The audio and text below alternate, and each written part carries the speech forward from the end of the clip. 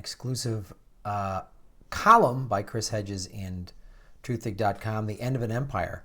And he talks about how the American empire is coming to an end and what is doing it, and how, unless we have a real, complete political revolution, it's going to keep going this way. And he said it's going to happen within a decade, maybe two. And China and Russia are going to start taking over militarily and technologically. They already have. And it's because, everything that, Hedges, like, he's really on the money, and it's very scary and sobering to read what he has to say. And he ends it with the end of the article is, he does say this: the empire will collapse and the nation will consume itself within our lifetimes if we do not wrest power from those who rule the corporate state. And here's what he's predicting.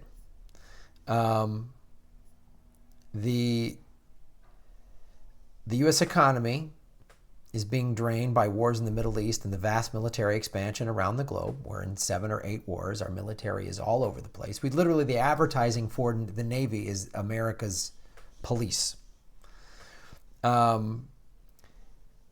We're burdened by growing deficits, along with the devastating effects of deindustrialization and global trade agreements. Our democracy has been captured and destroyed by corporations that steadily demand more tax cuts, more deregulation, and impunity from prosecution for massive acts of financial fraud, all the while looting trillions from the U.S. Treasury in the form of bailouts.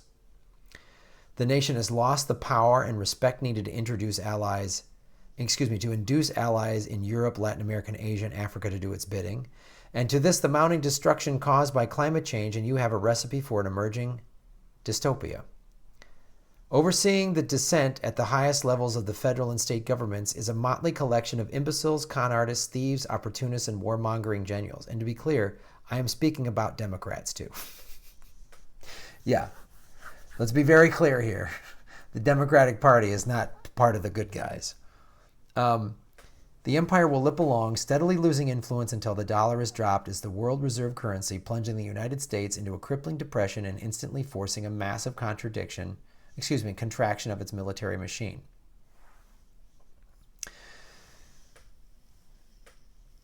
And what we've already created this, and he goes into it. It's very lengthy. I would recommend reading the whole article. I'll put the link in the show notes below. Because what has been already set up here is a private prison system, a surveillance system, drones, and, sadly, what happened in Las Vegas, which is horrifying, that's going to get worse because there's all these guns. Nobody wants to talk gun control. They just say, we should have more guns and more sniper teams. When people start losing basic services, they had to have a GoFundMe for the surviving victims of the Vegas shooting, because we don't have health care. When the 1%ers got all the money, we have a $20 trillion debt. We're in an endless state of war. We spend now $700 billion of our budget into war. And yet there's poor people and people who don't have health care, and college tuition is through the roof, and people have to have 2 and 3 jobs just to barely get by. The minimum wage, 40-hour work week at the minimum wage will not cover your expenses no matter what state you live in. Even if you have a state with the lowest income, the lowest expenses, the lowest cost of living, it won't do it.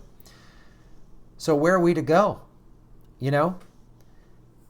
And what I've heard Hedges say this, I've heard Ralph Nader say this, I've heard Noam Chomsky say this, then if people start revolting and stuff like that, the American government is not going to suddenly respond with compassion.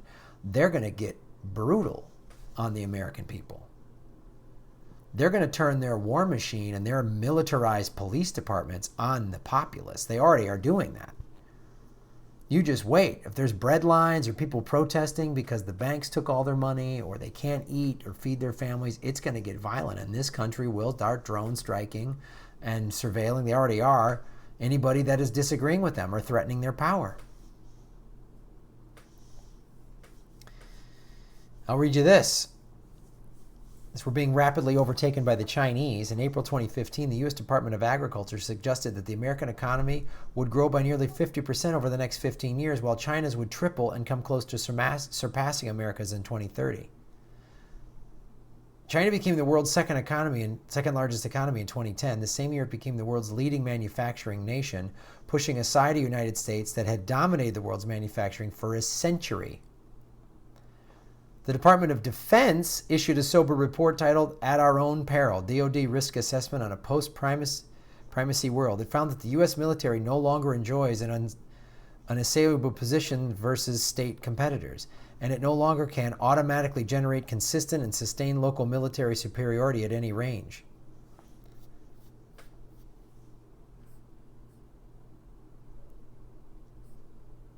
This gentleman predicts the collapse will come by 2030.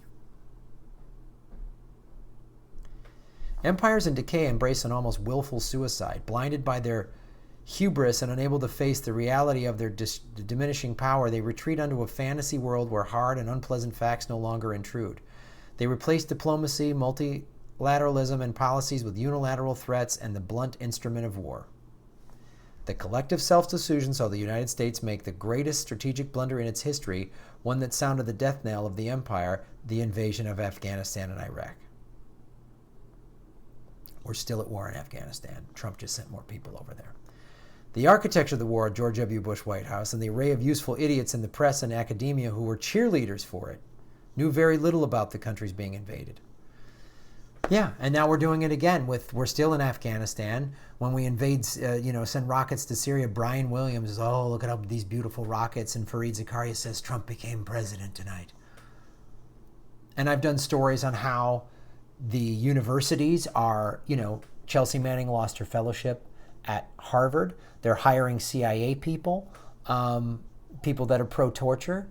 This is who in their universities.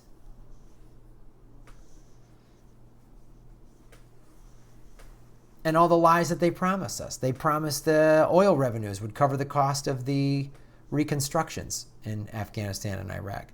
They insisted that the bold and quick military strike, shock and all, would restore American hegemony in the region and dominance in the world. It did the opposite. As Zbigniew Brzezinski noted, the unilateral war of choice against Iraq precipitated a widespread delegitimization of U.S. foreign policy. The Athenians engaged in micro-militarism, which is what we're doing, when during the Peloponnesian War, they invaded Sicily, suffering the loss of 200 ships and thousands of soldiers and triggering revolts throughout the empire. Britain did so in 1956 when it attacked Egypt in a dispute over nationalization of the Suez Canal. And on and on and on.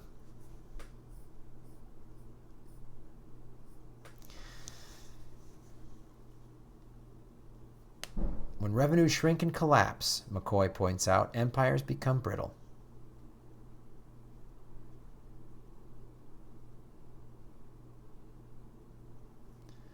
Other empires that unraveled quickly, just a year for Portugal, 2 years for the Soviet Union, 8 years for France, 11 years for the Ottomans, 17 for Great Britain, and in all likelihood, just 27 years for the United States,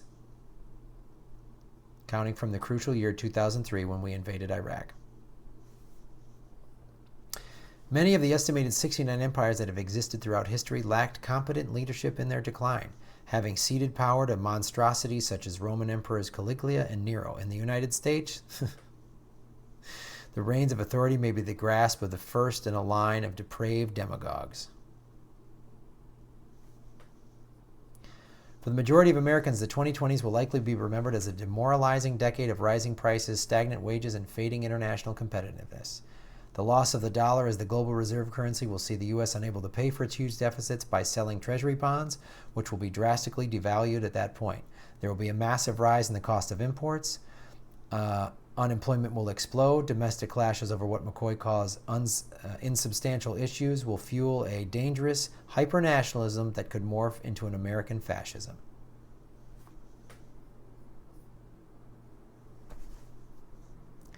We need some real change now. It's now or never. It's now or never, guys. I'm glad all of you are involved. I'm glad you guys are doing stuff on your local levels and participating, because that's what it's going to take. Every single person's going to need to participate.